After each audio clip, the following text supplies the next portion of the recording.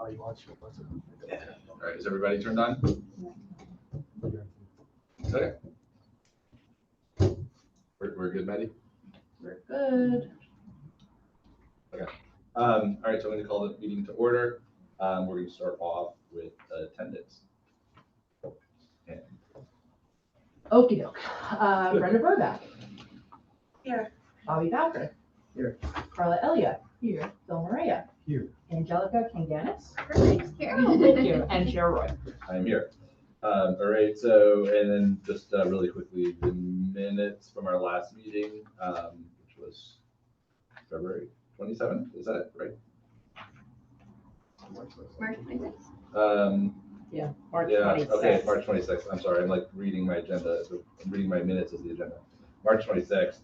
And so just as a reminder, so the folks, we do have a quorum, but it's myself, Bobby, Bill, Brenda, and Angelica were board members who were voting, who were present at that meeting. So of those members, can I have a motion to approve minutes? Sure. Bobby Bowker making motion to approve minutes from March 26th. Phil Maria, second. All right, and we'll do a quick roll call. Okay. Do you want me to call the roll call because I have the attendance in front Could of me? you? Yes, please. Sure. All right, Bobby Bowker. Aye. Phil Maria, All right. Brenda Burback, Aye. Angelica Kanganis, Aye. and Seth Roy voting aye. So passes. Thank you. All right, so we're going to move right into the agenda. Starting off tonight with new business, we have Planning Board 19-2023. This is Water Street, and this is a application for two 90-day extensions for the subdivision and a 120-day extension for the tree removal permit, all of which were previously granted by this planning board. Bring the applicant. I'm assuming they're. Oh, there we go. Okay.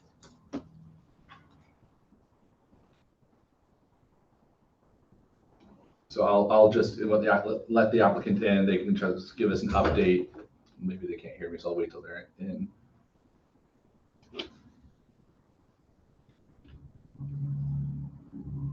Okay, so I'm sorry, is there also a Jim or a James Wendling on?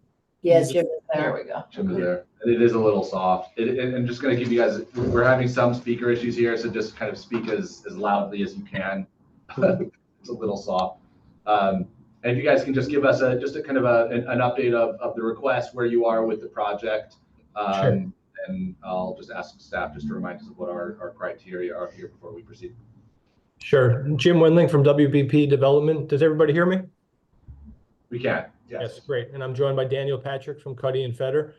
So it's nice to be before you guys. I haven't seen you in a while. I will give you an update. We have been accepted into the Brownfield Cleanup Agreement, which is a big step. And we have a kickoff call with DEC next week. We have completed our agreements with Con Ed, which was another big step. We have filed for a building permit and received comments back from your consultant, and we addressed your comments and have responded again. We have been greenlit by HCR, by the state, to close in the third quarter of this year, which is great news. So now we're beginning the underwriting process with the state. So since I've been last before you, a lot has gotten done, even though we're all anxious to get started. We have completed the work with the Department of Health for the subdivision. Their review process is done. And now we're working with your legal staff on the easement that needs to be recorded as part of the process for the final subdivision and site plan approval. So we've made a lot of progress. We're not there yet, but that's the ask for the extensions. We're excited. We have kind of a date now certain, and as long as we get everything done, we're marching very quickly towards that date. So we're very excited, and hopefully this is the last time I'll be before you guys with respect to this project. Excellent. So I just, as far as the two, it's, we have the subdivision and we have the tree removal permit. Is there any other questions that we should be asking as a board of the applicant here? I mean, we know that nothing in the project has changed. They're making progress in terms of getting their approval. That's correct. Any public hearing requirement for this extension application? No. Okay. Questions from the board? I have no issues. They're doing what they need to do to get it done. We're just asking for an extension. It's taking longer than expected. All right. Can I have a motion from the board to approve the 90-day, final subdivision, the two 90-day final subdivision approvals, and the 120-day tree removal? Sure. Bobby Bowker making a motion to approve the two 90-day subdivision extensions and one 120-day extension for tree removals. Carla Diaz, second the motion. And a roll call. Brenda Burback. Aye. Bobby Bowker. Aye. Bill Maria. Aye. Carla Elliott. Aye. Angelica Kanganis. Aye. And Chair Roy. Aye, very good. Thank you. The motion carries. Thanks, guys. Hope Thank you see you. you all at the ribbon cutting. Good night. Thank you. All right. Next on the agenda is, it's a BAR 09-2024. This is 9 through 11 Broad Avenue, and this is a storefront application.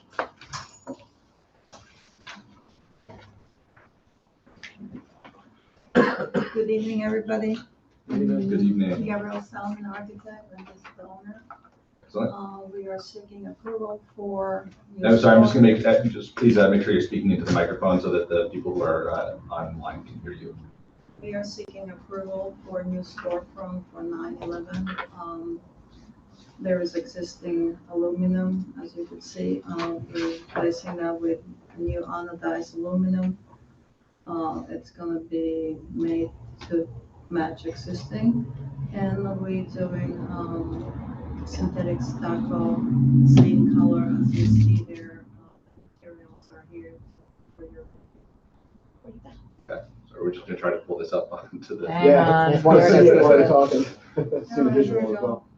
Yes, sir. Yeah, no, that's fair. And those are the same as we have up online. Yeah, no, those are recognizable. Also, just because of the hybrid format, we try to get everything on this screen so that everybody watching remotely and here are seeing the same thing. Sorry, we unexpectedly have a brand new computer tonight that we're trying to learn how to Oh. navigate on the fly. Gotcha. So always a new adventure. Give me just one moment. No worries. If it's okay, while you're trying to pull that up, I had a couple questions just from reviewing this up front that maybe we could start talking about before the photos come up. First of all, I mean, it's a great improvement to the site. I think it looks great. I had just, when I was looking at the existing photos, there were some existing, I don't know if it was like emergency lights and some cameras up on the facade. Yeah. And then when I, up at the top along the aluminum coating there, yeah. Which I didn't see on the main elevation. And then on the drawing, it showed existing, on the proposed drawing, it showed the lighting as existing. Okay, so We're doing this kind of like. you're gonna continue what's there Right, to match. on, okay. That's black gooseneck lighting. Right, it's. Looks nice. So is it the same owner next door, or is it just? Yeah, he it's the same, also- okay. But you're only doing work on this facade, not on Yeah, but we're the trying to adjacent. create a cohesive theme. Okay, Okay. okay. I'm that's sorry, really Gabrielle, can you helpful. just make sure you're speaking into the mic? The folks at home are having trouble hearing you. So to hold this. All right. So the idea is to create a cohesive kind of united look for all the buildings. And as you can see on 9/11, there is that wall of gate, which we're removing, and we're going to have a security guards inside, so you won't see it. Got it. And so are those existing, it looks like emergency lights going to remain, or are those going to be removed as part of this? Removed, okay. That actually was very helpful and answered really the only questions I had. I thought this was pretty straightforward, but I opened up to the board if you have questions. Can you pull up the existing? I mean, it's a huge improvement of the existing condition that's there. It's just the photo, right? Yep. Yeah.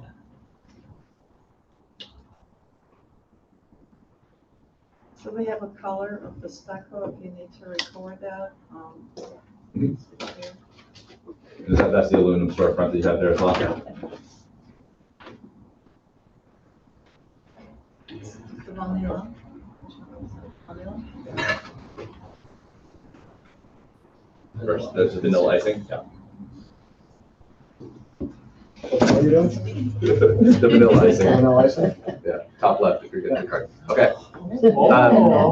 Thought I'd change it up, do something fancy. Guys, this is what we couldn't do on Zoom. is to Vanilla have ice. actual physical material. I love it. Vanilla icing.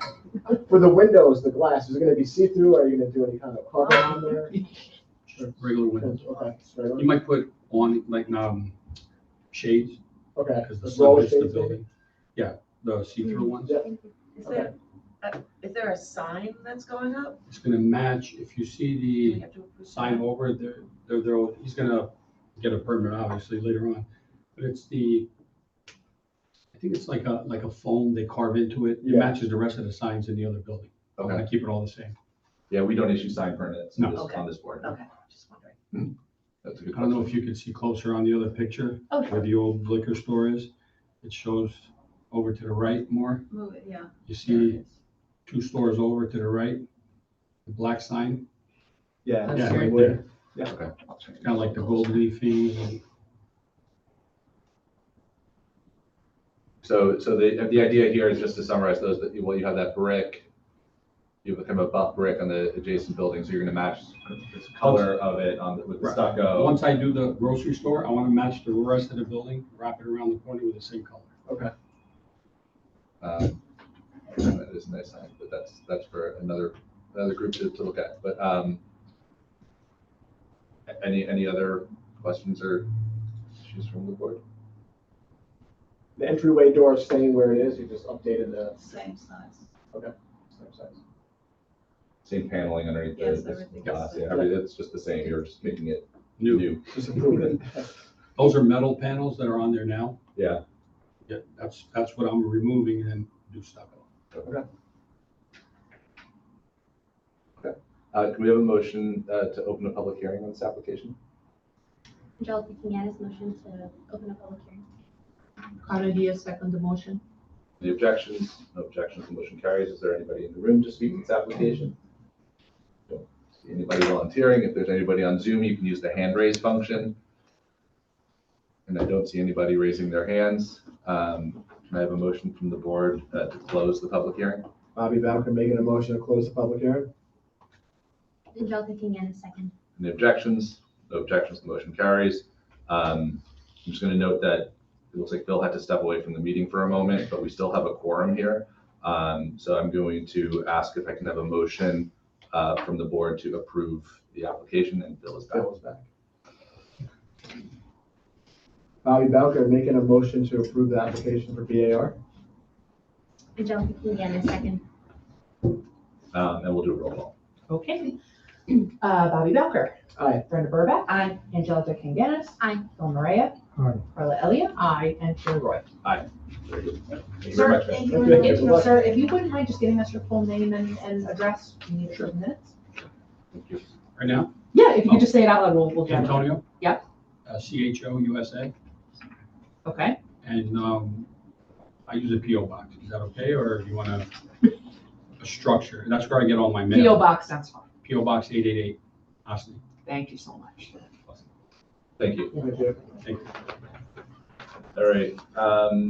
Next up is going to be Planning Board 05-2024. This is 237 North Highland Avenue.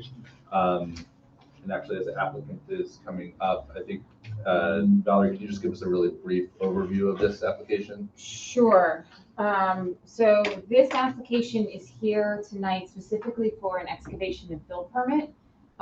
They will be back before the board in the future for site plan approval. And they will also, but they'll be attending first to the ZBA to seek some variances. So once they are through with the ZBA, they'll be to this board for site plan approval. But for the excavation and fill, specifically dealing with the tanks tonight, and the applicants here, they can explain a little bit more in terms of the tank replacement that's required for the site. Very good. Can we get maybe the site plan up that shows what's being excavated and filled? Yes. Right.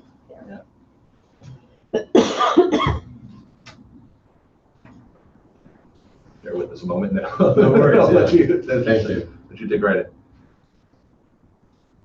It's the new computer, of course, right? It's always. I am really sorry. I'm trying my very best, I promise. All right. Okay.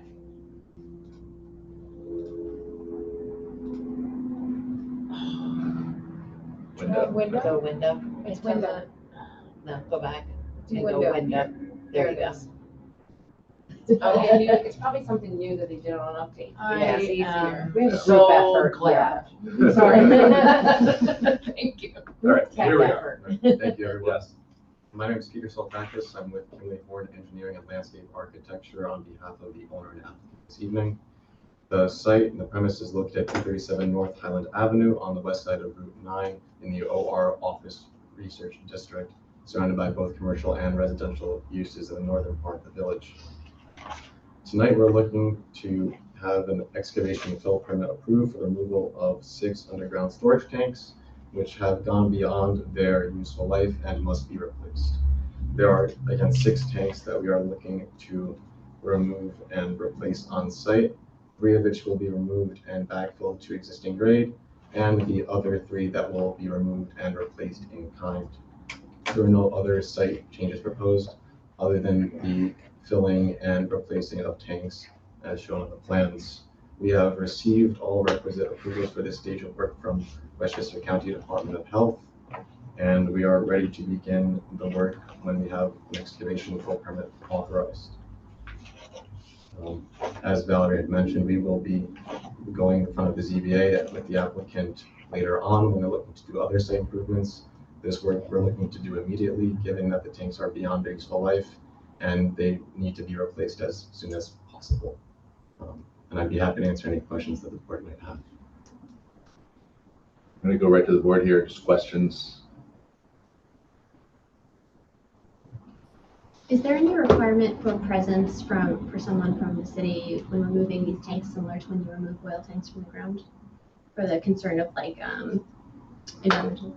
So the contractor will be doing environmental testing and compliance with all Westchester County DOH requirements. And should there be anything that is found, they will go through all the necessary routes with DOH in that process. I have a question for Keller. Does the Westchester County supersede the DEC in this case? Delegated. Delegated? Delegated? Yeah. So, But if there is if there is contamination found, then it will have to be reported to DEC. But the actual, the underground storage tank program in Westchester County has been delegated by the state to DOH. And if it was the state, you'd still be Microphone, waiting. please. I was gonna say, if it You'd was still the be state, waiting. you'd still be waiting. Not the DOH's claim. Yeah, I get that. And I suppose if there was contamination found and it required additional excavation, would that require a modification to this permit? Or is this not quantity specific? How would that be defined? I mean, it could expand, Okay. depending on how much material is gonna be taken out. Right. You know, I guess you won't know that until you start the testing protocol, get the tanks out, and start testing the soils. Okay. I think it works its way out. You just keep testing until you get everything. Yeah. Did you tested the tanks beforehand and they were leaking or no? My understanding from the applicant that there aren't any current tests, but tests will be done when you begin excavation. So to my knowledge, there's no borings or geotechnical work. Just of the tanks themselves? Pardon, of the tanks? Like you can tightness test the tanks themselves to see if they're leaking. To my knowledge, based on the DOH approvals and their documentations, the last tests were done in 2014. So I don't think there have been any tests on the tank since then. That's usually the first step to determine whether there's any leaks. These are probably 10,000 gallon tanks, 5,000 gallon tanks, right? So the 3 that we're removing entirely and not replacing are between 1,000 and 2,000 gallons. Okay. And the ones we're replacing in kind will be between 6,000 and 8,000 gallons. Got it. What did they contain? So the 3 that we're removing entirely, one was diesel, one was kerosene, one was gasoline, and the other 3 that we're going to be replacing in kind will be 2 gasoline and 1 hybrid gasoline diesel. Sure, you're not replacing the kerosene, right? That's gone. While the excavation is happening, I'm assuming you're gonna need large materials to remove the, is it gonna affect traffic, or do you anticipate affecting traffic in any way? My understanding of how the contractor wants to perform the work this time is that there shouldn't be any traffic impacts. They'll be fully on the site? I would hope so, but should there need to be any kind of works on traffic control, that would be on the contractor to determine with DOT. We have I a can condition. shed some light on some of the process that works. The Westchester County Health Department issues the permitting for the actual removal of the tanks. and installation of the new ones. The state will actually be involved in what cleanup and contamination. So what we're doing for the excavation and fill really is not so much the excavation, because they have to excavate whatever is needed for the DEC to be satisfied for cleanup.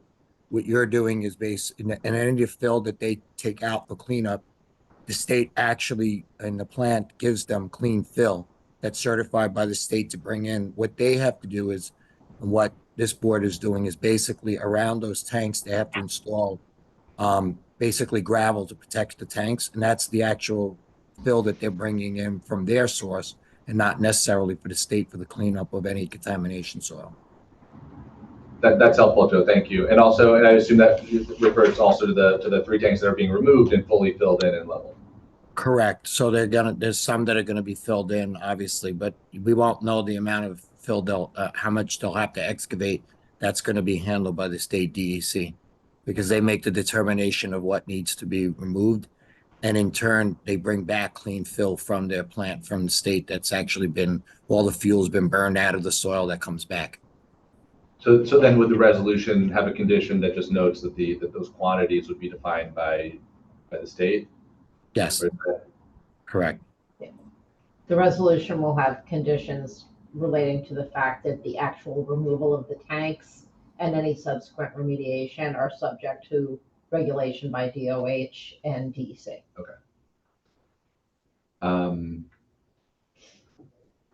And then I think that Angelica's comment is a fair one, that another condition should be that the work is confined to the site, which may be addressed elsewhere in the resolution, but just make sure that that's addressed as well. Other board questions here before we move forward? Again, so for excavation fills, this is not a required public hearing. No, it's not. It's not. And I'm imagining will be plenty of public hearings on this on a subsequent application if the applicant doesn't need to come back to us after the zoning board. All right, can I have a motion? Last question actually for staff is Tony, you've had a couple comments. Is there anything else that we haven't asked? Actually, that's the only other issue that comes up with these applications is the bond for restoration. So that would be part of the resolution as well, and that will rely on staff to determine a reasonable value for that bond. Well, I usually have the applicant submit what they think it is, and I Okay. usually review it, and I can have them adjusted accordingly. Okay. So there will be a condition that a bond be provided, the amount to be agreed upon with the village engineer, consulting engineer. Makes sense. Okay. With that, can I have a motion from the board to approve the application? Maria, motion to approve the application. Angelica King, second. And we will do a roll call. Okay, Bobby Bowker. Aye. Brenda Burback. Aye. Bill Maria. Aye. Carla Elliott. Aye. Angelica Kinganis. Aye. And Chair Roy. Aye, very good. Thank you very much. Thank you. Motion carries. All right, moving along. So next on the agenda, we're moving on to continuing business. So we're going to start off at Planning Board 01-2024, BAR 05-2024, and this is for 325 North Highland. And this is the animal hospital. So we can pull the drawings up, bring the applicant in, and then actually maybe we just get, again, Valerie, just a brief kind of update in terms of where we are with this before we can start talking. So the applicant did go back and revise their drawings, and we provided responses to comments from both Keller and MPD. Basically, I feel that basically based on our comments that we submitted, that they met all of our, or they responded to all of our conditions.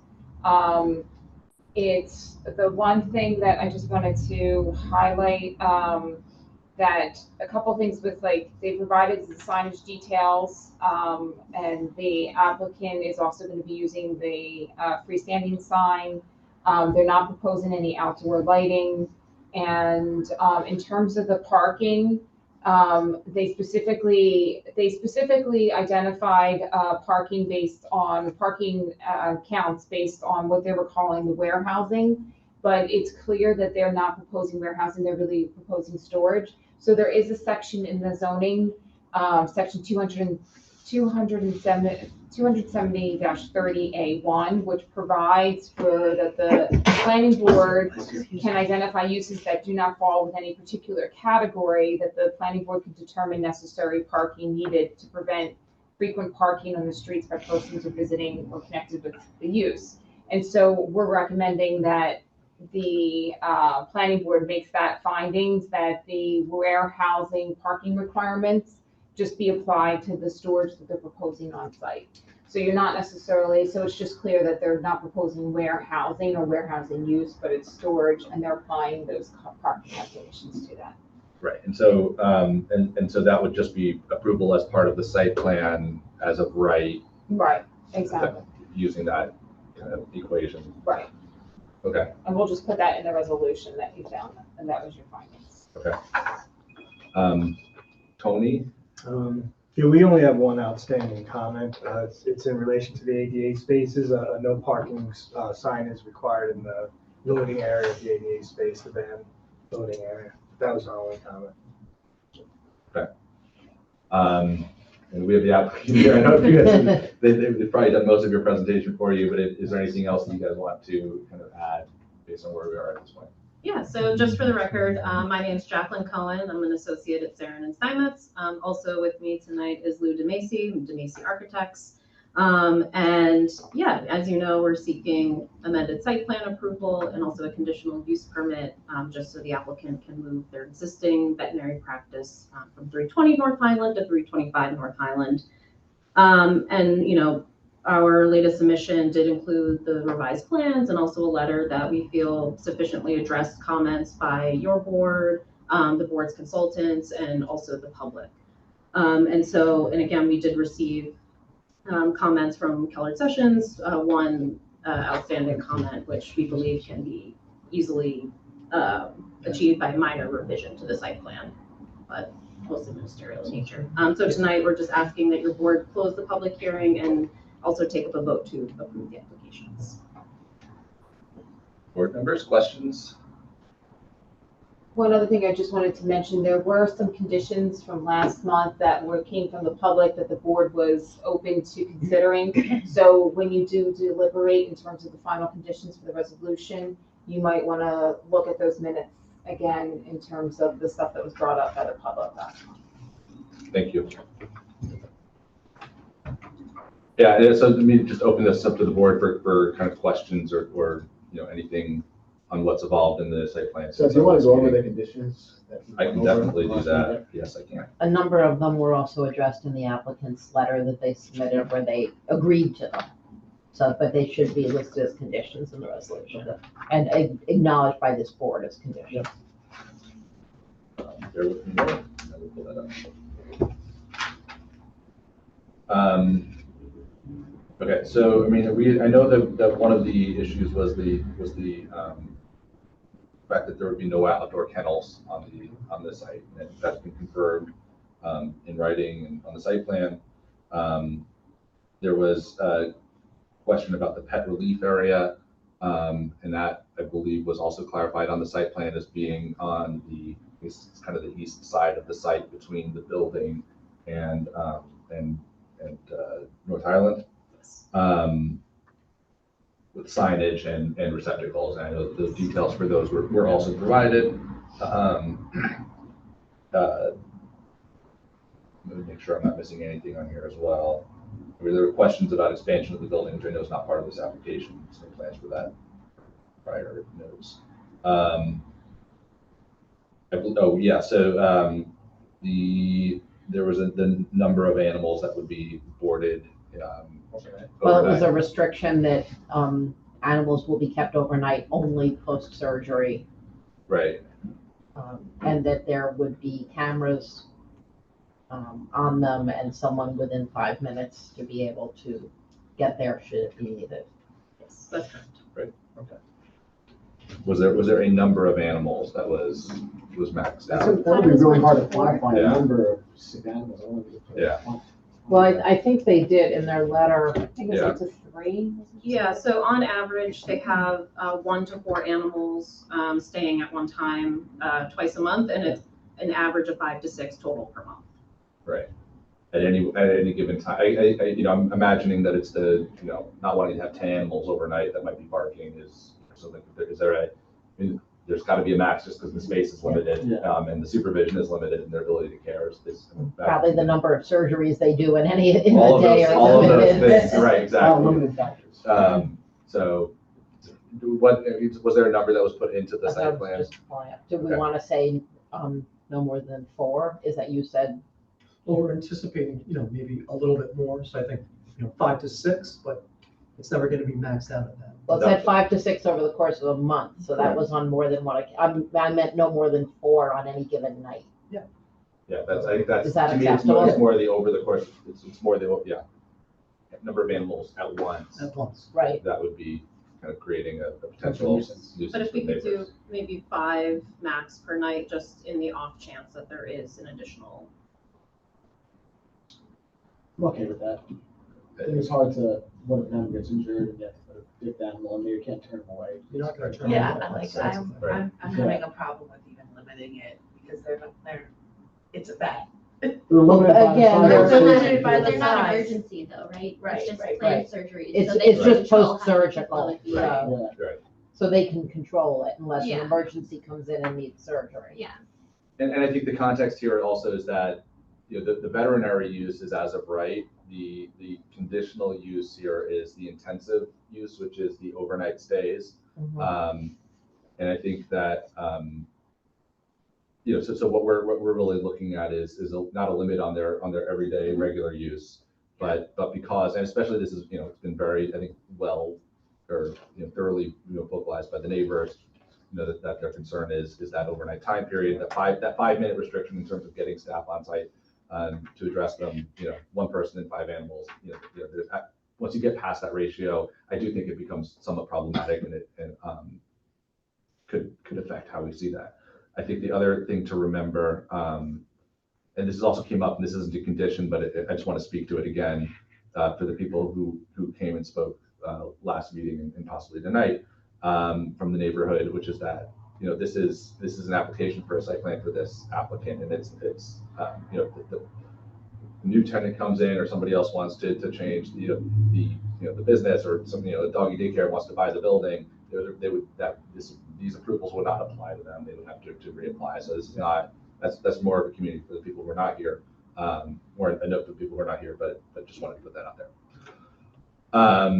So I think that where you said there's no outside kennels, I think it was actually a little broader than that, just that there's no outside use of the property for veterinary purposes. Yes, Okay. we also confirmed in our letter that all veterinary operations are going to be inside. There's no outside operations. And the pet relief area is not a veterinary operations. That's just dogs getting out of the car and needing to do their business. Yeah, good point, yes. You do have It's just relieving stuff. but the rear of the building is where they're gonna be bringing the animals that are recovering, so there's a pet relief area there too, I assume. They would have to walk to the front. They walk to the Yeah. front when they're recovering. Right, so there's also the ramp out I guess that's the south side of the building. South north, Yeah. Opposite side of the parking lot. Opposite side of the parking lot. But that's also kind of, on the easterly portion of the building. Away from Mystic Hill. Yeah, away from, okay. So we kind of have a problem. They take care of our 2 pets. So we don't know if we have a conflict of interest in. I take care of all my pets too. Okay, so then we're They're good. my vets, so. Mine too. They're not gonna give you a discount. So is there anybody that doesn't use this? I live in Connecticut. I highly recommend them. Well, I saw my best friend has a clinic in somewhere, so I can't. That's pretty good. Sorry. You're already using them, they're just moving to a new site. Across the street. Thank you. Any other questions or thoughts before we go into the public hearing? We've had Were lots there of any other conversation on this. conditions that you can think of? No, that was it. All right, so we listed all the conditions? Okay.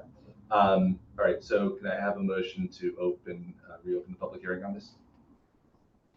Currently, a motion to open for public hearing. Brenda Burbank, second the motion. Any objections? No objections, motion carries. We are now in a public hearing. Is there anybody in the room here to speak to this application tonight? There's not. Is there anybody on Zoom? And I do see one hand already. So I'll just a reminder for everybody who's speaking on Zoom tonight, we don't have great speakers in here, so please speak loudly, clearly, and audibly. If you can turn your camera on when you come in, that is our strong preference. And if you can introduce yourself and your place of residence before speaking. Yeah, I don't know. Can you hear me? We can hear you. Thank you. Yes, my name is Abby Bergman, 19 Pondview Lane. My residence is directly contiguous to the property being discussed. I think 5 to 6 animals is an increase than what was discussed at the prior meeting, where it was no more than 4 to 5. So that seems to be something that slipped in. The animal hospital is 130 feet from the closest neighbor. And just a procedural question, whose responsibility or whose jurisdiction is it to actually impose the conditions for intensive animal use? I mean, it's very nice that the applicant has stated what they're going to do, but that's what they've stated. Where does it come within the village that the village says this is what you must do, rather than what they have voluntarily said? Because we know that that's a moving target and that could change tomorrow. Additionally, it was said now that the animal relief area would be at the back of the building. We were assured that it would be on the south side of the building facing the ravine, not in the back of the building where the parking lot is, because that is directly abutting my residence. So I think that needs to be amended. And again, the larger question is whose jurisdiction it is to impose the specific conditions for intensive animal use. Do you take it on the word of the applicant, or do you actually impose those conditions? Yeah, so those conditions are imposed and enforced by the village. If there is an approval, there's a resolution which is binding, which is specific to this applicant and cannot be changed or altered without further hearings or redoing the process that we're going through right now. So this is not a applicant volunteering to comply with something. This is the establishment of strict guidelines, which are going to be memorialized in the resolution and the site plan that would ultimately be approved. So those restrictions are being imposed by this board. They're not self-imposed by the applicant. Well, thank you very much. That's reassuring. In terms of, let's just be clear about the animal relief area, because I did pass by the current location, and there were animals relieving themselves in the parking lot, which would be right under my nose. So in the new location. So I heard you say that the animal relief area would be at the rear of the building, which is where the parking lot is. No, so and I'm just going to cut you off. I'm sorry, just for a moment, just because we are putting the, and hopefully, I don't know if it's being shared yet. Yep. It is. Okay, so we're putting the site plan up. And this is just a point of clarification for everybody. And we'll zoom in that the animal relief area it's not the back of the building. It's actually what I would refer to as the front of the building in terms of it's between the building and Highland. Oh, in front of the building, actually? From the residential buildings. Oh, I thought it was on the side closer to the ravine. No? No. It's kind of enclosed by the building, the Route 9 and the driveway. Okay, well, I thank you very much. I appreciate the consideration. I just hope that, and what about 4 to 5 versus 5 to 6 animals? That changed since the last hearing. It's 5. I think that one. Yeah, we had looked at this as 5 as the number that we're 5 on any given night. On any given night as an absolute maximum. And that would happen no more than 4 nights a month, that there might be 20 animals staying overnight then, if we do the math. No. So they have At the same animals, time. twice a month. They only do surgeries. Yes, when their surgeon is scheduled to come in. These are all planned surgeries. Okay, great. All right, well, thank you very much. Appreciate your time and your reassurance. And I noticed that you're not willing to do any vegetation between our residents and the hospital, but that's something perhaps we could revisit at another time if it gets to be problematic. Yeah. We did request that, and the applicant denied the request, said they're not going to do that. Understood. Thank you, Ms. Bergman. Thank you. Right. Yeah. Okay. Is that another hand that I see? Nope, same hand. Same hand. Okay. Are there any other folks? It doesn't look like there's anybody else in the Zoom room. I do know nobody else in this room. Sorry. So while we're talking, so if I can have a motion. Well, let me just make sure that everyone on the board is comfortable. We have an option here to close the public hearing and move forward with the vote on this application. Does anybody on the board have, and before we have a motion, any objection to that or want to voice anything else before we move on? No. Just I guess a general question of, is it going to also be listed of like the 2 days a month for the surgeries? I wouldn't recommend that. Yeah. That becomes very difficult to enforce at that point. Okay. Or like a maximum per month? Again, I think it would be, I think the number of animals is the greater right. concern. Yeah, okay. Yeah, no, that was kind of one of the things that I was leading with when I wasn't even thinking about that potential question. But from my perspective, if I look next door, it's I want to know that there's not going to be the daily, or just at any given point. I don't want to, if there's 20 dogs living next door to me, then that's going to be really problematic. I love dogs. Or fun. 5 dogs is like my brother's house. So.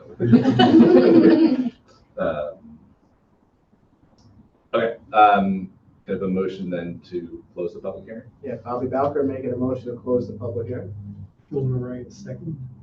Any objections? No objections. That motion carries.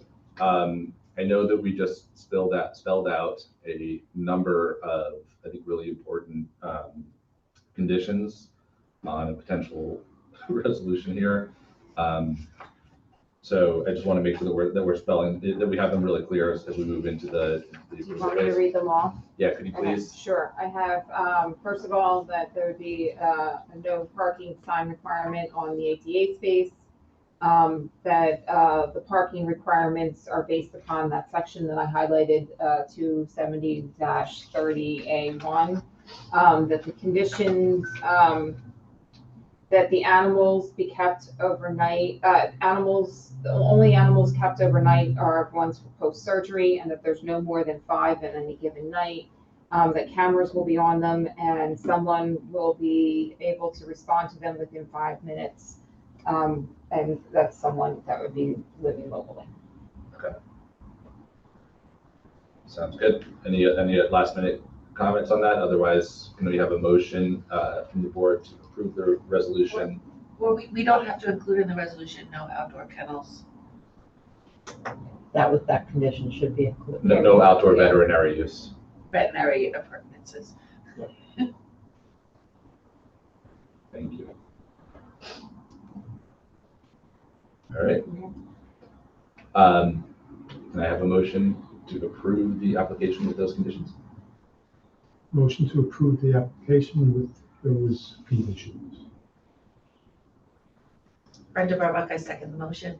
And a roll call. Okay, Brenda Burback. Aye. Bobby Bowker. Aye. Bill Maria. Aye. Carla Elliott. Aye. Angelica Kanganis. Aye. And Chair Roy. Aye. All right. Thank you very much. Motion carries. Good Thank luck. you very much. Great, thank you. All right. Sorry, give me a moment. Next up on the agenda. VAR, you also Oh. did VAR. Site plan, right? We just did site plan. We so- did site plan and Site plan and conditional conditional use. use. So the BAR, just to be clear, was for the signage. Yeah. Right, that's the only, And the ramp. and the ramp, okay. Which we've looked at those elevations. Are there any other questions from the board on, I mean, the photo of the signage, the rendering was provided, drawing elevations were provided. All the materials are like with it, the materials that are already on the building. We have a BAR, motion to approve the BAR. Conditional use. And yeah, so the site plan and conditional use went together. Okay. Right. So Bobby Bowker making a motion to approve for BAR. Carly Diaz second the motion. And another roll call. Okay, Brenda Burback. Aye. Bobby Bowker. Aye. Carla Elliott. Aye. Bill Maria. Aye. Angelica Kanganis. Aye. Chair Roy. Aye, very good, thank you much. Thank you. Thank you. All right. All right, so next up on the agenda is going to be Planning Board 02/2024, BAR 06/2024, and this is 16 Camp Woods Road. And this is the construction yard and accessory garage structure. So I guess again, I'm going to put you on the spot, Valerie, just to give you an update give us a brief update on where we've come and before we have the applicant kind of go over those changes as well. Sure, just in terms of procedure, just this seeker is already been done, so there's no action need to be taken from this board on that. County referral did require a notification, and that was sent to the Westchester County Planning Board. And so we have not heard back from them, but at this point, it's only required a notification, so. Then site plan, so the other thing I wanted to just highlight, they did respond to a lot of our comments. But one of the things that I guess I still want to highlight is that there is still a little bit, I think, more details needed in terms of the use of the property, and that was something that the board was interested in seeing. They did make some amendments, and I'm sure the applicant will present that, but we still think that there needs to be some additional information in terms of the construction equipment, materials, and vehicles. Very good. Can we get the site plan up? And then also just a reminder that they do need to go back to the ZBA for the area variances. Right. And the variances right now are the required height of the accessory garage, the minimum required setback for the side yard, and the maximum required building area for accessory garage. All right. I will hand it over to the applicant just to give us a overview of what you've developed on the site plan. Sure. So I'm Jim Anacarico with Cronin Engineering, representing John and Lauren Apollonio in this application. So as I already mentioned, and as I got feedback from her memo and Tony's memo, what seems to be, we've addressed most of the comments, I believe. There are some minor details that Tony's looking for, that pretty much standard details that we will give him. Valerie, rightfully so, points out that we have to give more detail on specifics of what's going to be stored, where it's going to be stored within the contractor's yard, obviously within the fencing of that. And we plan on getting you that for the next meeting. Other than that, as I mentioned, I think we're really close to addressing all the outstanding comments. I guess I have a question on procedure on how this will go. Will we get, if you feel like approving it, will we get an approval with a condition that we have to go to the zoning board, or will we be sent to the zoning board before you vote? Yeah, we need the zoning board approvals before we're going to take a vote on this. Right. Okay. Understood. So, I mean, it is something that while they're still working on the final site plans and some of the details, if you feel comfortable enough, you could send it or recommend it to go to the ZBA. The variances all relate to the actual garage structure. Yeah. So if you're comfortable with the garage structure, you could refer them to the zoning board now to get those variances. And that was just to be clear, because I know that this that zoning was lead agency in seeker, and they've already spent, I understand, a good deal of time. But these particular area variances were Not addressed. were not addressed because they were punted back to this board as part of the site plan. Correct. Okay, so that no, that's fine. I just wanted to because it's a little bit out of our normal order. So just want to summarize that. I think that Valerie's comments, I don't know how much time we need to spend on them here. I certainly echo them, and this is something we spend a lot of time talking about. Kind of where things are going to be kept on the site is really important, and how that's spelled out here. And where and what. Where and what? Yeah, no, exactly. And much more specifically, what equipment storage can mean a lot of things over there. That gray box is that their vehicles, what size vehicles, where would those vehicles be kept? Right. Right now, that gray box to the left of the garage is actually where the snow plows are. Okay. And obviously, the snow plows are on the trucks for the entire winter, so it's really just part of the year where they're stored. Right. But are there vehicles that are going to be on this site that are, or everything, my understanding from the zoning resolution or from the zoning approvals was that everything would be kept inside of the structure. So if that's the case, that means you have that more clearly spelled out on this as well. That's what we have to. Yeah. Okay. That's what we have to regroup about. So then kind of going back to site plan and I think I probably asked some of these questions last time, which is just getting a better understanding of the ground covering and the different materials. I keep on, I like that you've got the green hatch to show the grass and the planted areas. It's still the center of the whole site is all, kind of unhatched, which I don't know if that means it's all existing paving, all new paving, some packed dirt that may be plantable. I think really kind of understanding how the site is covered is really, really important. I can explain that. That's actually the existing. It is? Well, looks like it's. This is the existing, right? Yeah, that's the existing. Minus the building. Minus the building. That's the That's existing. the existing with the buildings to be removed.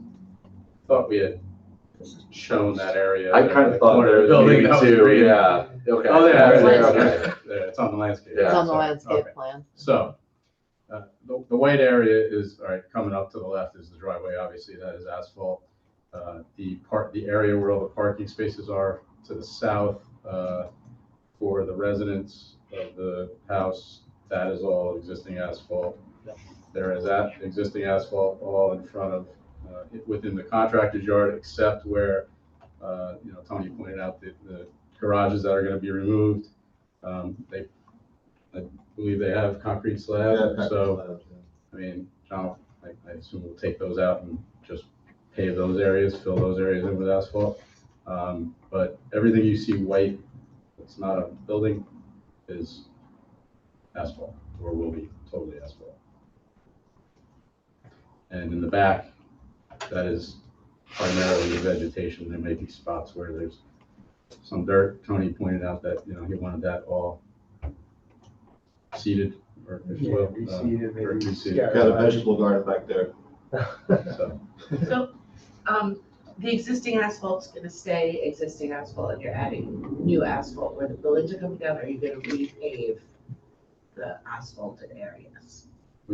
Last time I guess there was some confusion for John. At this point, we're not gonna pave it, right? It's existing asphalt is holding up for now. I don't really need to repave, but eventually I would have to get permits to do resurfacing there, but that would probably be in the future. So it'd just be the patch paving. Right, where the garages will be removed. Which I think should be reflected on this, right? There's existing material, there's new You know what, material, we right? can, It's a site plan. for the So next we have submission, that. we can put an outline around it and say this area to be asphalt patch. You might want to even hatch on the other side of the stone walls. I imagine that's vegetated outside the timber retaining walls, the little edge along the property On the boundary. south. Yeah. And by the stone retaining wall, the timber retaining wall. Yeah, like where that white sliver is. I don't think that's asphalt, right? Are you saying south of the retaining wall? Yeah, if you're looking at south, between the property line and the stone retaining Right. wall and the That's property.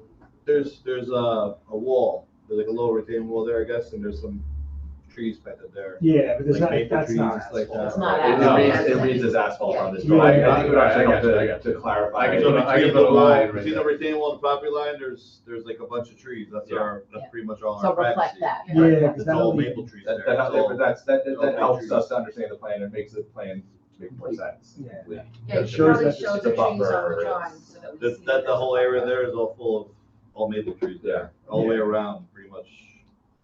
It's more of a drawing issue than anything else here, just because, then we can kind of see that there's this green, effectively a buffer between the edge of this paved area. Yeah. Okay, we can show the edge of pavement, the box Yeah. around the Yeah. areas that are going to be patched. Yeah, that would help. I just, if I could go back to the storage area just Yes. for 1 minute. So the zoning board resolution actually anticipated that there wouldn't be anything stored in the yard. The condition says there shall be no storage of construction equipment, materials, or vehicles outside.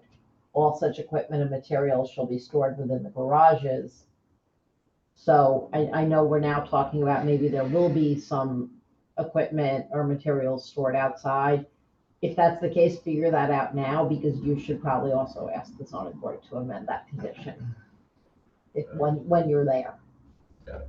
Because otherwise this board can't really, you're asking for the details on what's gonna be out there, but the zoning board said nothing. For the snow plows, right, it's usually. Right. Yeah, and Well, that's, and it says stockpiling area, there's, that was That's for just construction. mainly, for mainly for, construction. yeah, that was just for when you do the work. removal of the. During the demo.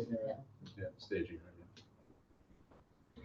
I mean, just given the ambiguity there, maybe it should say, for construction related to this site plan.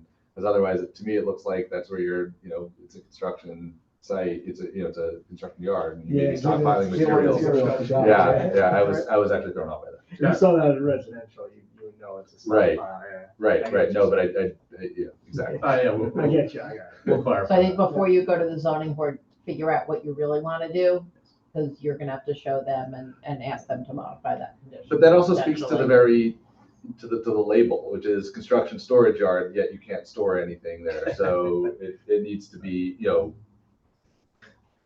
I think the function of that space needs to be maybe more defined. precisely, defined. And I think I'd recommend, like as Linda said, figuring that out, but making sure that it's realistic, because the last thing you want is to get all the approvals and then somehow whatever goes on site becomes problematic for the operations, right? It'd be better just to specifically identify what's going to be the reality of the situation. Yeah, ask for more than you think you need, in case you need it. We would have kept the garages if we wanted to. I mean, we want everything inside, but I'm knocking down garages, so it's like. Catch 22. Yeah. So I guess. It wasn't what I thought we agreed on, to be honest with you. We'll clarify Just that. make sure you show them Yes, absolutely. That- exactly what That it's is at the gonna be. forefront of our thought. And so then that kind of begets the question that was asked at the top of the conversation, which is our comfort level with allowing the zoning board to look at some of those other area variances. I think if we are looking at, and I maybe we just don't want to hear from the board. If we're at a place where we think we can go allow them as they're developing these details to go back. So I'm just looking at, I think most of the conversation we're having here deals with graphics. I think the site plan, I think, is mostly where it's going to be. Yeah. The question of storage is an important one, but I think we're asking for the zoning board's input on that. It sounds like. So my preference, I think, just as I'm thinking this out loud, would be to allow the zoning board, or to ask the zoning board to opine on those other items, as well as to look at the area variances at this point. I agree. So we put an application into the zoning board now, that's our next step? Yeah, we'll have to, we still have to kind of close up a few things here with hearings, but, and if there are any other board members who want to opine on that, or disagree with me, or agree, or whatever. I agree with you. I think the site plan needs some clarifications. You could probably add that as conditions, and I get that a lot. get everything cleared out with the zoning board. I agree with you, yeah. Okay. That's the right way to do it. So do we hold off planning board meetings until we get zoning approved again? I think you can come, I mean, I would suggest that if the board is open, I would maybe have them come back with a revised site plan so that, get those Get kind of both going at the same details, time? right? If there's like anything else, like anything that we wanted to tweak before we had a final vote, that way, I mean, we won't be able to make a decision until the zoning board has a final vote. But that way we can look at whatever the changes you've made, if there's progress that you've made with zoning. And then by the time zoning votes, then it's just more of a coming back and final conversation before we can vote on it, yeah. Okay. It's more time on your end, but it's at least, I think, would potentially cut the back end of the Yeah, I think that approval. saves us time, actually. Hopefully, we have a short window, right, for our zoning, or what's the? 6 months, Linda, right, I think? September, something like that. I don't know, A year. I'm just asking. I think it's don't know. September, I think September of this year. Or, I mean, we could get an extension, right, I assume. Yes. We don't want to do that. We don't have to. Okay, so just So house, you guys took some time getting Right. here, so Yes, absolutely, yep. Took some time getting a resolution also. wasn't that long. housekeeping, can we open a public hearing, can I have a motion? Bobby Balker making a motion open for public hearing. Bill Murray, second. Any objections? No objections, motion carries. Is there anybody online? There is nobody in the Zoom room other than Nobody here as well. our board rep or in the room. Can I have a motion to adjourn the public hearing? Finally, a motion to adjourn to the public hearing? Brenda Burbach, second the motion. Any objections? Objections, motion carries. We have, all right, so we don't need to make a formal referral to the zoning board. This is just, it was our informal opinion and we have no objection. Can I have a motion to adjourn this application? Bobby Balker making a motion to adjourn the application. Bill Murray, second. And any objections? No objections, that motion carries. You guys Great. have your marching orders Thank ready you. to go? Yeah. All We right. will make a revision back to you guys for the next meeting, and Yeah. we'll make an application to the zoning. Exactly. Thank you very much. Thank you. Good night. Have a good night. All right, have a good night. All right. So do we have a applicant? We do. Okay, good. 171, next on the agenda is Planning Board 14/2023 and VAR 17/2023, and this is 171 Croton Avenue. So this is the second floor addition, creating a mixed-use building. So we will I guess again, I'll maybe start with Valerie and Tony, and then we'll have the applicant kind of go over changes, because I know there's a bunch of comments in both of your reviews. Yes, so I'll just kind of highlight some of the comments in my review.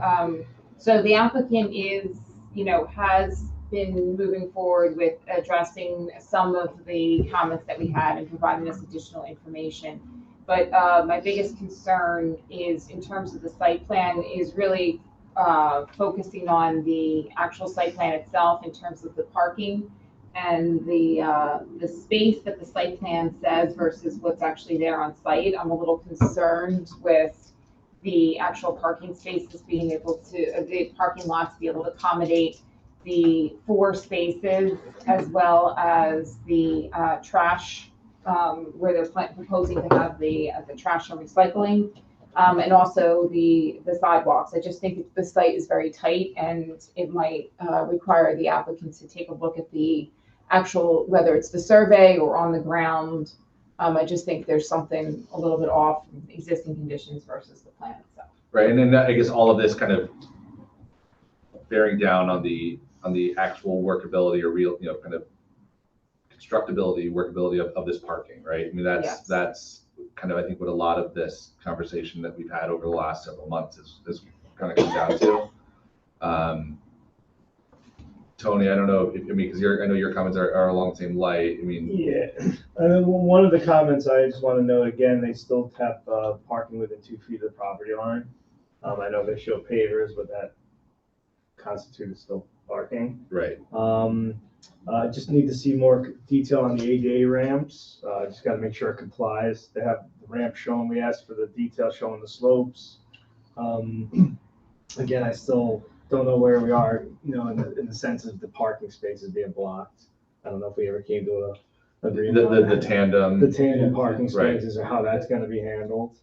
Right, and I think that one of the, and that's important, I mean, so it's almost like that conversation comes after what Valerie was commenting on, because if it doesn't work, then that kind of precludes any further conversation. But, okay, but we talked about the potential of a parking, of a fee in lieu Yeah. if we needed to resolve a tandem parking issue. Yeah, Yeah, so Joe and I looked a little bit more and worked with the applicant on that, and I think Joe's still here. So the tandem parking spaces, because it's a garage, there is in the code, it does say that if you have a garage, the space inside the garage and the space outside of the garage can count as two spaces. So it's I think the code itself is written in terms of like a single family, right? That's right. But the applicant did bring it to our attention, and technically that's what it says. So theoretically, they wouldn't have to apply for the payment in lieu of parking because they would have the 6 spaces if the board found that how they're planning to organize those spaces was acceptable. Yeah. Right, from a site plan standpoint, you can still look at the issues Right, of, does this absolutely. parking layout work? And I know there was some concern with where the garbage is and just the maneuverability. It's a Yeah. very tight space with a lot going on. I mean, one of the. No, there's just Yeah. one other thing I wanted to note, and I kind of noted on my last couple memos. The garage space calls for an existing structure, but it appears now that you're going to be lowering the whole garage floor by 2 feet. So Right. I just need detail. Is it going to be a totally reconstructed garage? If that's the case, maybe gain a little room there. I just need clarity on that Right. because they do have cross sections that show a proposed garage. And that's what's confusing is because when you actually look at the parking space, so they're showing 60 feet on the site plan, but if you actually go out to the site, I'm not so sure if they're 60 feet from the existing garage to the end of that property. So Right. I just don't know if for some reason, maybe, because Tony also mentioned that maybe that it's not the existing structure, maybe it's a new structure, maybe that's how the property's showing some additional space. But I would note that this is an application for an addition to an existing structure, not the raising of a building and building of a new structure, which would be a different application. We do have the applicant here. I mean, you give the applicant a moment just to kind of speak to some of these questions. And then I think, probably some board questions here for sure. Okay, Pat, we can see you. So if you want to unmute. Hey guys, how you doing? Good, how are you? Good. I get all of your comments and stuff. But I just need clarification. I understand, I just seen the comment about the length of the parking lot. If you look on the site plan, the front line on the survey says 58.92 feet on that angle in that front area to the corner of the building. So that's on an angle. Not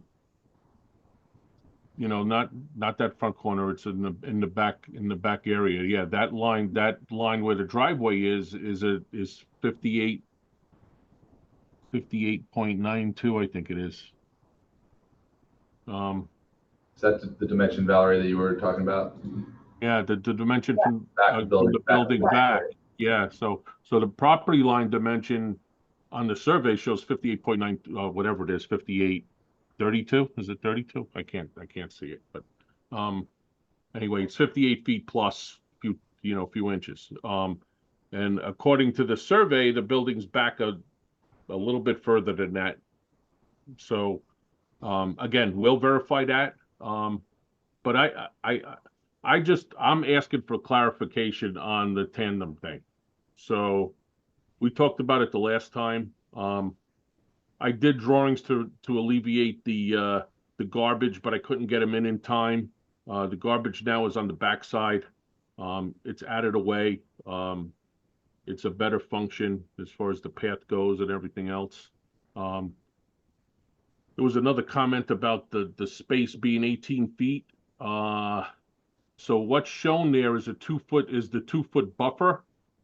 So the car, when the car parks, the car front extends into the parking space. So it's like having a wheel stop. So if you put a wheel stop there, in our case, we're putting an asphalt curb so that we could grass that area, so that we have some grass there and some landscaping to make it look nice. Yeah, I understand that your dimension goes to the property line, though, that 18-foot dimension. Yeah. So what, is that a problem? Spaces supposed to be. Spaces are supposed to be 18 feet. I thought you had it. I thought the dimension was an issue. I'm measuring off of I was measuring off a PDF, but you might want to check that because it has to be 18 I'm pretty sure it's 18 feet. to the property line or to the curb. Not to the curb, to the property line. You got to be 18 feet space with a 2-foot curb. overhang. Yeah, to the curb. The space has to be 18 feet and with a usually you allow for 2-foot overhang. So the 18 feet, the 18 feet is not the space length? Because that's not what the code says. The code says the parking space is 9 feet wide by 18 feet long. Correct. Right. Okay. But right now, the way that you have it, you've got that 8 foot off of the property line, which is within the 2 feet within the 2 feet buffer that you can't use. Correct. So I can't extend. So the 2 feet buffer doesn't allow me to extend the front of the car over that buffer. It's the 18 feet that you're showing needs to be 2 feet away from the property line. The 18 feet is measured to the curb. Okay, can you tell me where it says that anywhere in the code? It's got a curb inside of the 18 feet. So Right. If you look next to your ADA space, right next to your ADA space, space 3 has a dimension from the edge of the striping to the property line of 18 feet, but the curb is on the inside of that. No, I understand what you're saying. I don't see where it says that anywhere, that I can't overhang the 2-foot buffer. You could overhang it, but it's not part of the required size. The parking space is the paved parking space that has to be 18 feet. Where does it say that? You need to have a setback of 2-foot minimum in this district. It's in the section of 270-30. It tells you, if you look in those sections, 270-30A, it's going to tell you have to have a 2-foot setback.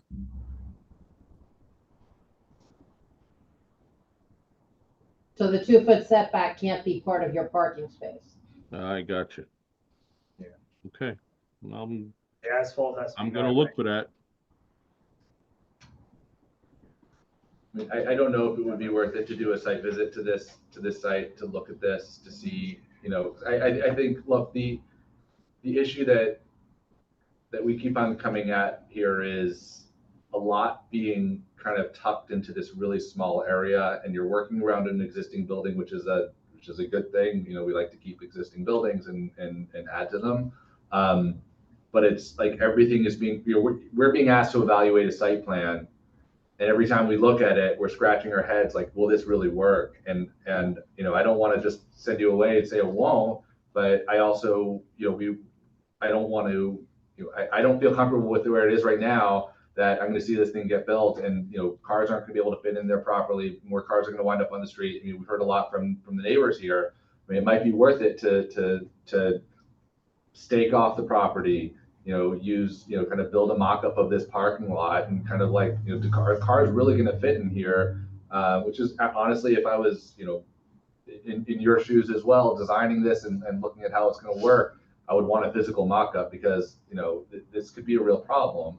So I'm wondering if that might be a good next step here, and I don't know how my colleagues here feel. Okay, I'll bring that up to the owner. That's a good point. That's a good suggestion.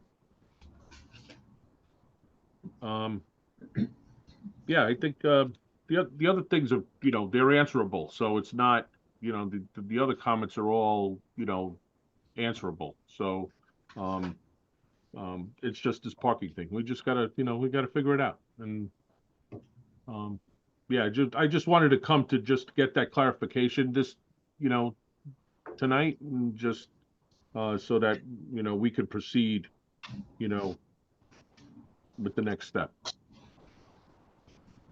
So again, when this board is looking at site plan approval, part of what the code authorizes you to look at is circulation and parking, and adequate off-street parking and loading spaces are provided to prevent parking of vehicles on public streets, and the interior circulation system will be adequate to provide safe accessibility to all required off-street parking. And that's the concern here. So yes, the tandem spaces can count, legally, but does it work? And that's what I think you've been focusing on. Do the tandem spaces work and do the four Does this- spots in that lower area, In are that cars be able tight to area circulate? work. Yeah. Okay. All right, that's good. Thank you. Thank you very much for that clarification. Should we want to try to reach out, I mean, we can reach out to the property owner, just to see if we can set up a site visit. Yeah. No, I think it that'd makes be sense helpful. to get the eyes on there. It's a very tight site. Yeah, no, I've driven, walked by there a couple times just to kind of, but it's hard when it's, when it's fenced off, or they can we can physically mark out, stake out where the corners of the space are, that could, sway us one way or another potentially, so. I have just Yeah. a question about the tandem spaces. So are we assuming that the same owner would have both spaces? Is that That's part of the issue here with how it works. Who uses those spaces? right? So like in that parking lot, so the one in the back, the one in the front needs to come out, then that car has to actually physically leave the parking lot Correct. and come back in. So that's just an issue in general. Yeah. And you have to, and then in that case, you're also thinking all four of those spaces are not gonna be for tenants because you have the stores. So is one of those garage spaces gonna block the store, or are they gonna block the resident? Right. I don't think it's gonna work out 2 and 2. I mean, a site plan would have to define those as, by code, they would have to belong to the same unit, right? I don't think that's. I think it's the only way that it can work. Yeah, but Because otherwise somebody, unrelated people could be blocking each other. But then if, sorry, go ahead. no, I was gonna say, but then if the front car has to do like a 7-point turn just to get out of that parking lot.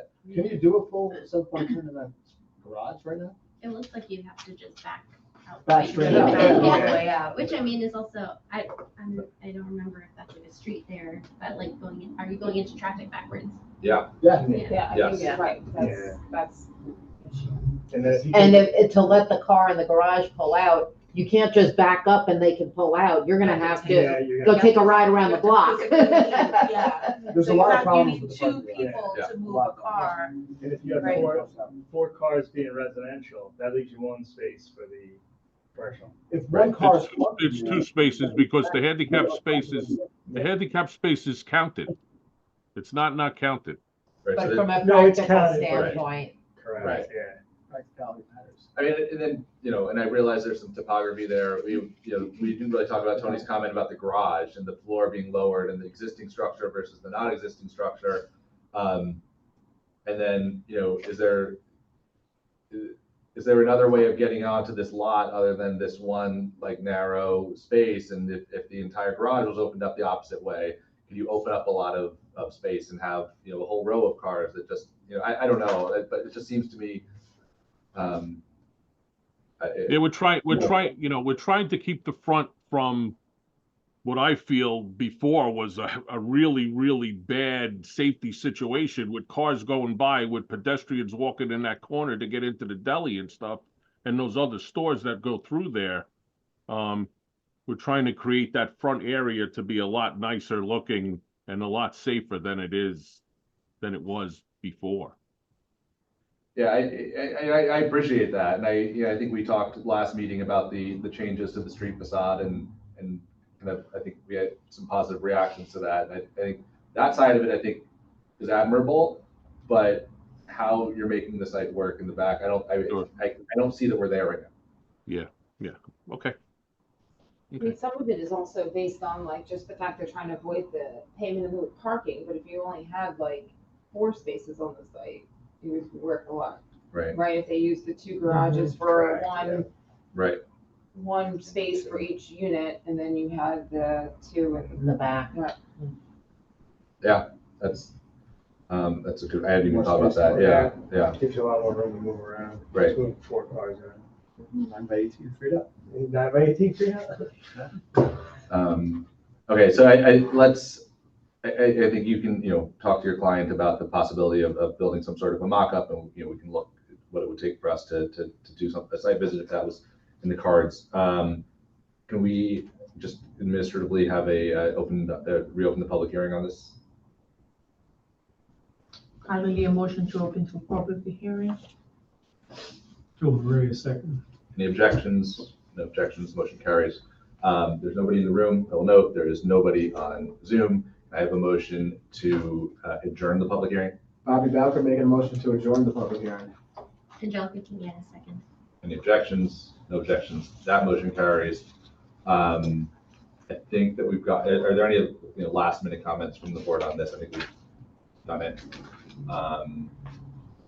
Just the applicant, do you have any questions, or you kind of understand what we're asking or where we are? I know that. No, absolutely. It's very helpful because, last time you mentioned the purchasing of through the town board of the parking spaces. So that really gives us an idea of if we have to eliminate 2 of those spots, we got to pay for 2 parking spaces. So that helps us a lot. It helps me a lot in order to, make a recommendation to the owner about, where we should go. Okay. All right, very good. Just any other last questions from staff that we should have been asking that we need to cover? I think we've been through it. So I have a motion from the board to adjourn the application. From Maria, motion to adjourn the application. Yes, second the motion. Leave that. No, any objections? No objections, that motion carries. All right, so thank you very much. So Thank you guys. Have a good night. You too. Okay, so I'm actually going to skip to first of all, are there any adjourned items that where there's anything happened over the last couple of weeks that we should just be aware of? No, but I think Jamie and I will go through and see when some of these applications were last before the board, and if it's been over 3 months, we'll send them a reminder and say, potentially that the board will consider removing them for not submitting full responses to our, we want to try to avoid them submitting one small thing and then claiming that they're still on the agenda. Yeah. Let's actually have right. That's fair. That's fair. The agenda's getting this packet's getting very, very heavy. Okay. So, and then we do have, you go all the way to the end of your day. There are a couple of items there as well. So we'll start off with, this is additional business board, part 5 of the agenda, appendix C parking requirements. Valerie, can you just so I can explain this. So the last time I was before the board dealing with the zoning revisions, the board actually recommended modifying the livable square footage that was going to be considered by the board, and to increase that, and the village board actually agreed with that. And then in that discussion, they also started talking about parking for multifamily housing. And so they thought it would be best if we are really looking at, sort of to some extent, making things a little bit more uniform across some of especially the multifamily zoning districts, to also look at the residential dwelling units, the parking required. So they're proposing to modify so that all multifamily housing units require 1 space per unit for an efficiency or studio, 1.5 spaces for 1 bedroom, and 2 spaces for per unit with 2 or more bedrooms. What is a 1.5 space? So 1.5 space is really just a calculation. So if you have like 3 1-bedroom apartments, then basically you would provide, well, let's just do 2, you provide 3 spaces. So it allows for it. So if you happen to need 2 cars, maybe in 1 unit, but only 1 in another, or so we always round up. 1.5 is really you round 2 up, spaces. yeah. So you have 4.5 is to do, really so if you 5 only have spaces. one bedroom, you have to have 2 spaces. Yes. Okay. Thank you. But it doesn't necessarily require 2 spaces for all units. So when you multiply it out over a number of units, it actually, there is a little bit of a reduction than actually having. Right. If you have 2, you need 3, but if you have 1, you need 2. Right. Yep. Exactly. And we can climb that ladder. And Yeah, if we have 3, you need 5. I can keep going. Yeah, we're good though. Thanks. I'd like to hear one more. Just to get into Fibonacci theorem. All right. It's 8:30, I'm not doing any more math. Fair enough. That's a law, actually.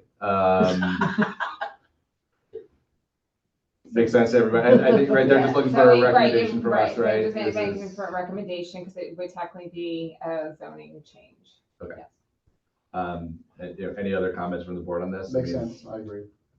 Very straightforward. This is just, it's just taking multifamily and making it work the same way that single family residential already works, right? That's Well, it's really just that you had some zoning districts which had like 1.25 spaces per like efficiency, and then other ones that only had 1 space for efficiency. So it was really just sort of, at this point, they felt that there's enough multifamily throughout all the different zoning districts that it'd just be easier to just more uniform. one Yeah. definition. Right. Calculation. Makes sense. And how does that simplify 171 Croton Avenue? It doesn't. It would, actually, let me look. They actually have to have more space. So it would Space actually, right? no, it wouldn't, actually, it doesn't change it from what's existing. For their, because I believe they have 1-bedroom units. They have 1-bedroom units. Yeah. Okay, so that's helpful. That's where we are with that. And then we also, just kind of moving on the agenda, had some draft amendments to the architectural design guideline. I don't know if we want to put some of those up there, or if you had a chance to look at those. So this was the HPC has been playing around with this when they issued these drafts. This is a advisory document. This is not a legally required document. We've looked at this in the past. Maybe some of the newer members here haven't seen it. But this is a document that exists in the village that I think this one looked like this was more just a designation.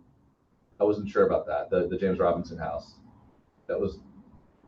I think they were just updating in this particular case. Okay, updating an existing, and it refers back to one of the changes they're looking in terms of the architectural guidelines, looking specifically at how to include solar panels. One of them was dealing with Main Street and reincorporating awnings. And then the other dealt with kind of grade changes and ramps. So Do we have to approve that? no. Okay. So this is really just Kind of like math after 8:30. Yeah. The board. This is really the HPC. It put some time and work into this, and this kind of it comes up in our BAR work sometimes where we have some overlap. We have significant overlap with them, where they're reviewing projects. This document really exists simply for homeowners who are looking to do work before they present it, just to kind of give them examples of. It's kind of like it's phrased as things you should definitely do, things you should definitely not do. So this is just if you have any questions on this or thoughts or input. We could even, I don't think it would be the end of the world if you want to take a look at this over the next month. And if you have any thoughts for the next meeting, you can just put those in, or you can put them in an email. This is absolutely informal, but I think it's certainly worth looking at. I thought the awnings section was really interesting. This kind of way of looking at specifically the Main Street district. In terms of what it once was, so it's pretty cool, and solar panels as well. I mean, that's something that we actually haven't really looked at so much in BAR. I mean, but that's I think more impactful in the historic districts where they're trying to maintain the appearance of these older buildings and incorporate these newer technologies. So, Where do we find these documents? they are on our agenda. Yeah, they're linked to the agenda. At the very end of the agenda.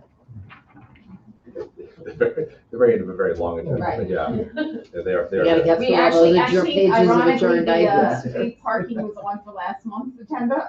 Oh, is that true? I'm sorry. No, but I totally forgot about it too, but it was all here at the bottom. I was gonna say, we were here late. Right, we were here late, right. This was an easier, more appropriate agenda. I was on there for 1 month. We were here late. Right, we were, I was like.